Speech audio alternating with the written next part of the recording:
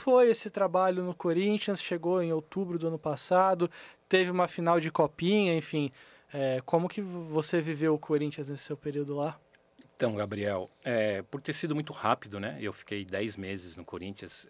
Eu não coloco assim como um trabalho, né? Eu até coloco que foi um trabalho interrompido, né? Uhum, Porque nós estávamos, na realidade, numa segunda fase de um processo muito sim. difícil que estava passando o Corinthians.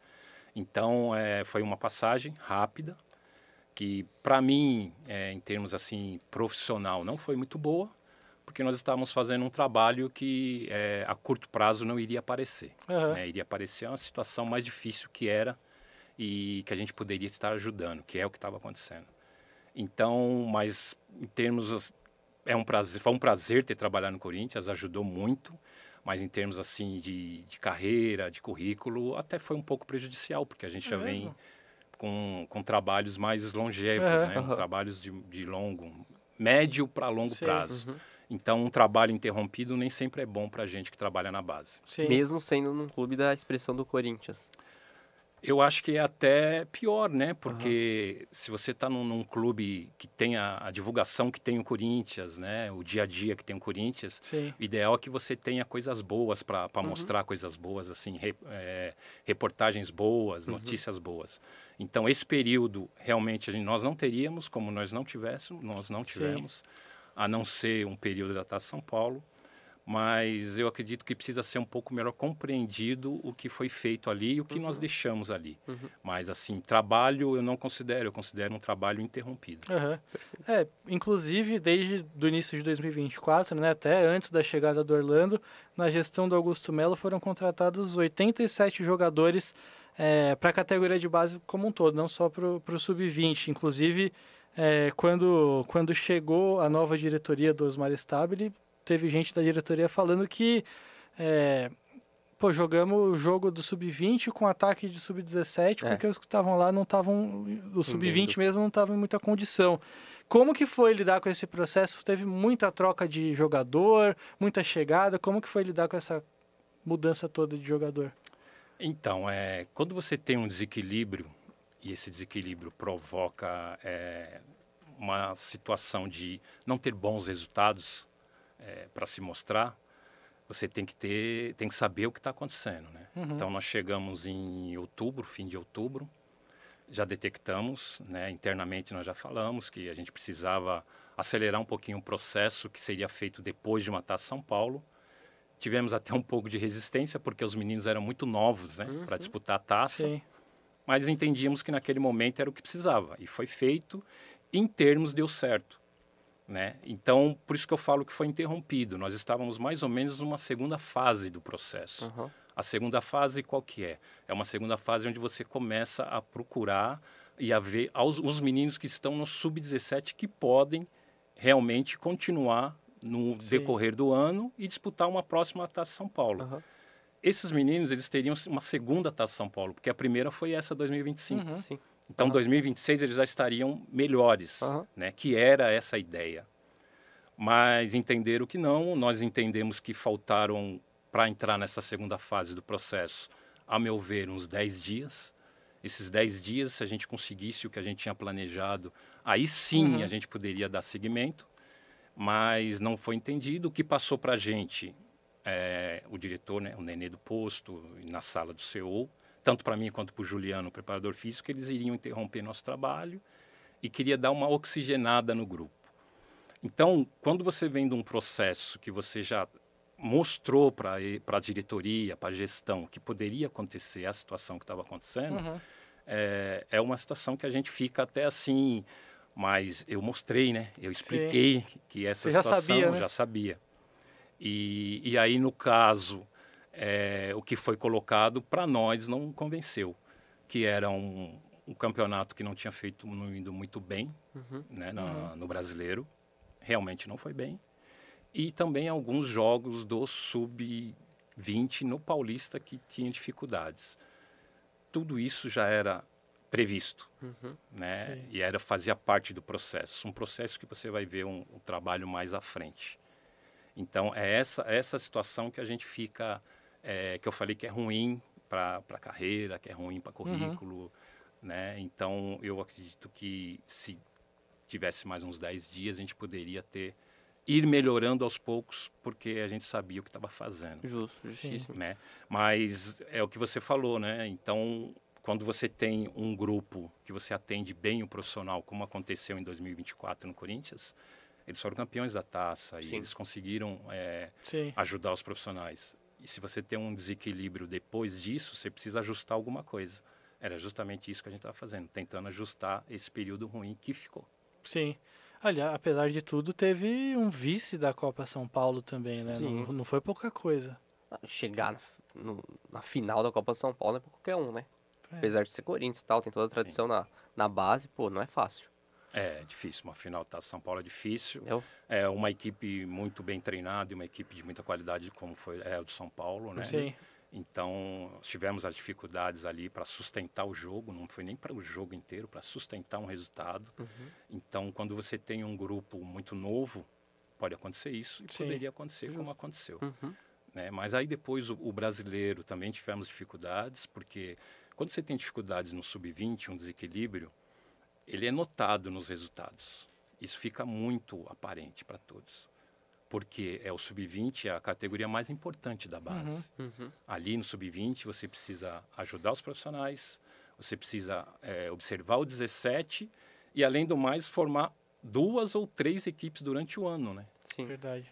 Porque você falou dos destaques dos meninos agora que estão tendo nos profissionais, eles começaram jogando com a gente no 20. Sim. Então, esses meninos que têm destaques já não estão mais na equipe. É. Então, você já tem que arrumar outros que vão se destacar.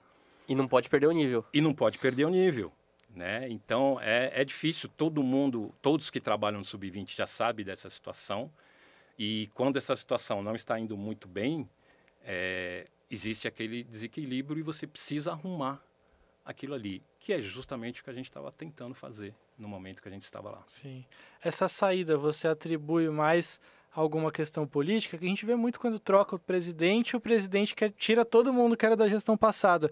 Mas também outro problema que a gente vê na base é um excesso de cobrança por resultado, né?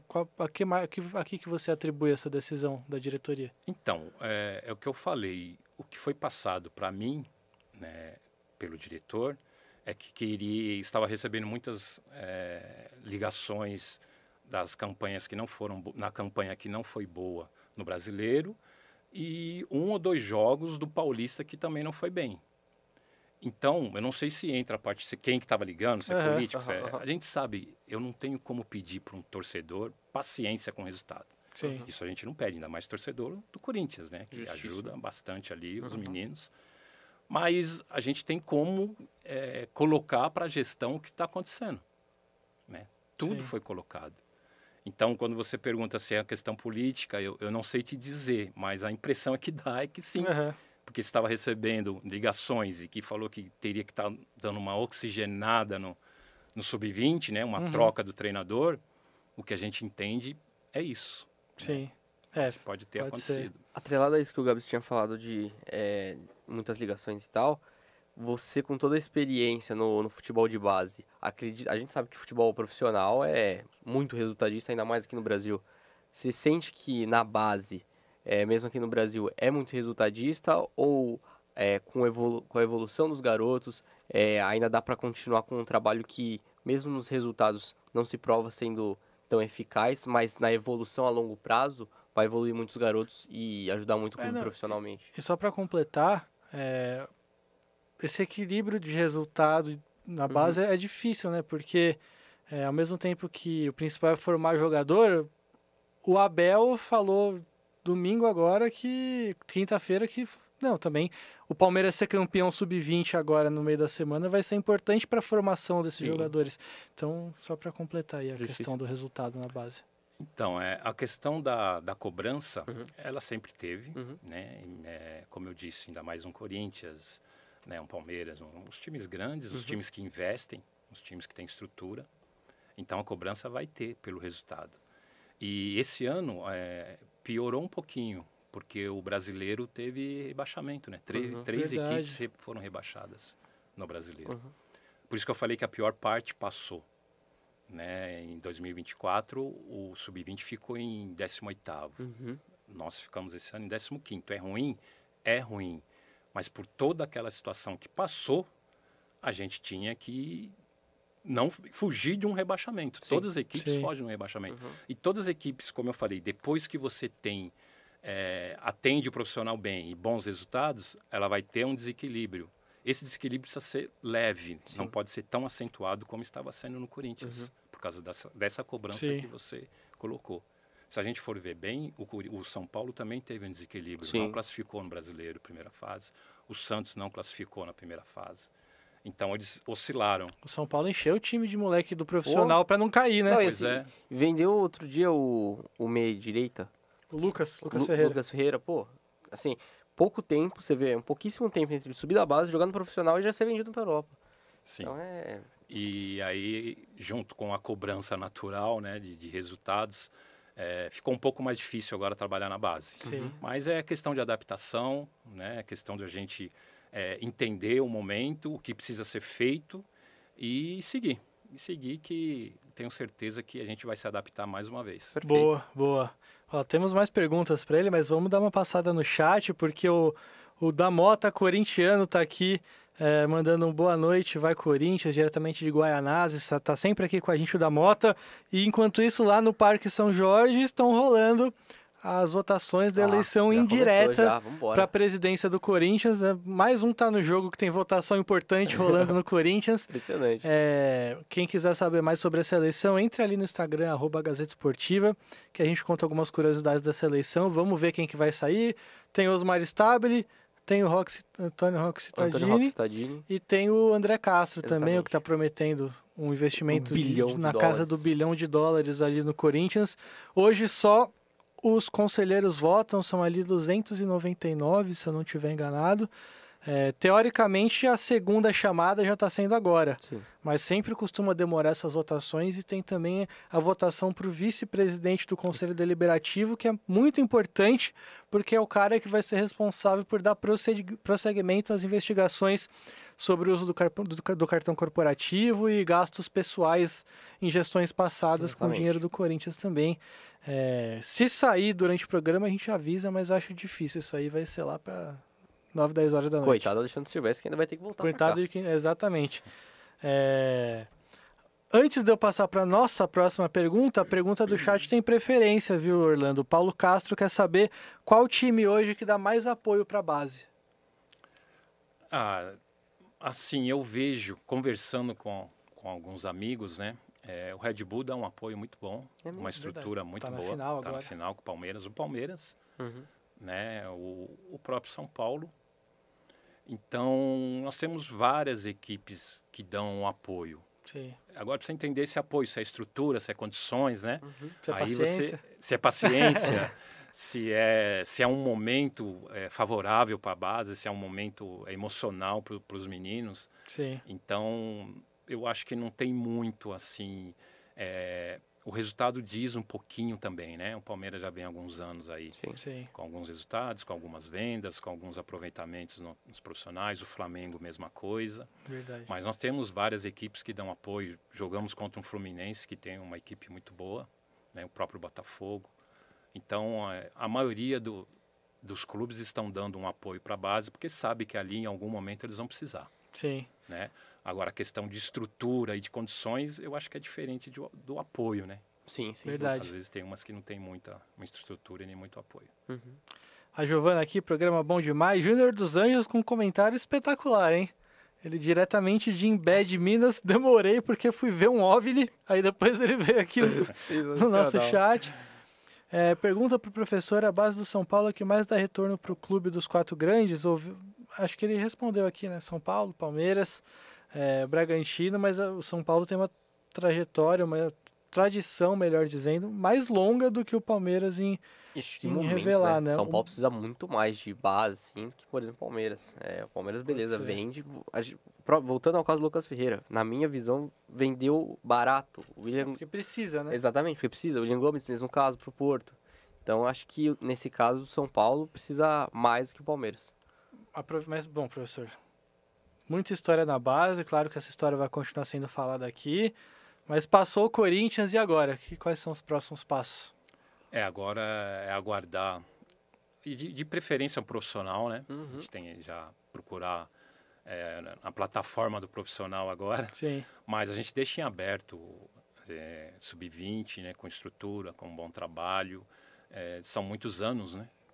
Até de experiência, de vivência.